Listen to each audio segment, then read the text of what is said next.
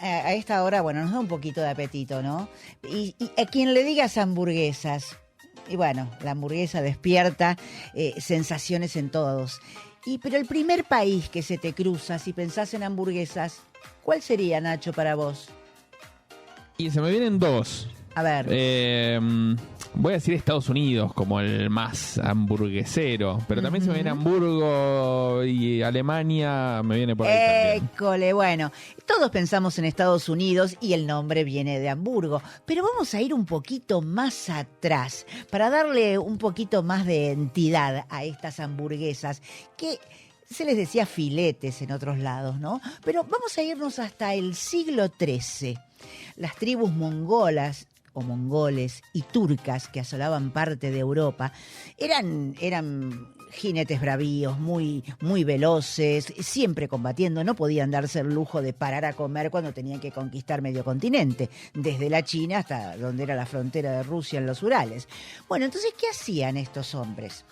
Ellos cortaban láminas de carne de caballo, escúchenme bien, láminas muy finitas de carne de caballo, las salaban y las ponían debajo de sus monturas, entre la crin del caballo y el cuero de la montura. Y allí, con la ayuda de la fricción, la carne salada se curaba, tomaba temperatura y se desmenuzaba, para que estos ávidos jinetes pudieran tomar pedazos de esa carne, mientras con la otra mano iban conquistando territorios, así, desde el extremo oriente de China, como les dije, hasta donde terminaba Rusia de entonces. Bueno, esto era un poco bárbaro, ¿no? Pero allí empieza esta carne picada, salada, como tentempié. Y fue justamente cuando llegaron a territorio ruso, donde este alimento un poco brutal, ¿no?, de jinetes mongoles, sin embargo fue adoptado. Fue mutando y con el tiempo se conoció como filete tártaro o steak tartar. Y se hizo en el tiempo también con carne de vaca. Pero seguía siendo todavía crudita la carne, ¿eh?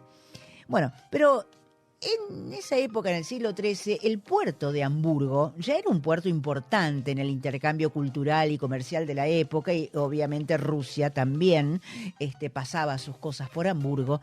Y a lo largo de los siglos permaneció así hasta el XVII, el XVIII, y esa preparación mongola adoptada por los soviéticos llegó a la ciudad alemana de Hamburgo, que es la que le dio su nombre.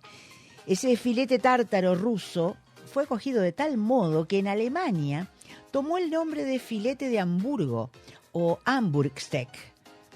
Prueba de esto es que en 1802 el prestigioso diccionario de Oxford definía al Hamburgsteak como carne de vaca picada, salada, ligeramente ahumada, mezclada con cebolla y pan rallado. 1802. Llega el siglo XIX y desde el puerto de Hamburgo partieron casi 7 millones de alemanes a los Estados Unidos. La mayoría de ellos arribaron y se instalaron en la ciudad de Nueva York, que estaba en el auge de su crecimiento, una ciudad que había pasado de 100.000 habitantes a tener casi 3 millones. Fue una explosión y todos llevaron allí, italianos, alemanes, por supuesto también, ¿no? Llevaron gran parte de su cultura y ahí los alemanes fueron con su hamburguesa. Bueno, la preparación se popularizó rápidamente por los restaurantes aledaños al puerto de Nueva York. Pero sin embargo, este Hamburgsteak, del cual ya hay menciones en menúes neoyorquinos de 1837, era todavía una preparación costosa y relativamente elegante, por dos cuestiones principales. La máquina de picar carne había sido inventada en Alemania por aquellos años, pero todavía no se había extendido por el mundo. Para eso faltaban unas cuantas décadas. Y la otra razón fue que el costo de la carne bovina era alto. La ganadería se iba a expandir y abaratar recién a lo largo del siglo XIX, de la mano de la invención de los frigoríficos. Bueno, ahí sí, el ganado bovino más barato, los frigoríficos, la conservación, entonces comienza a gestarse la hamburguesa moderna.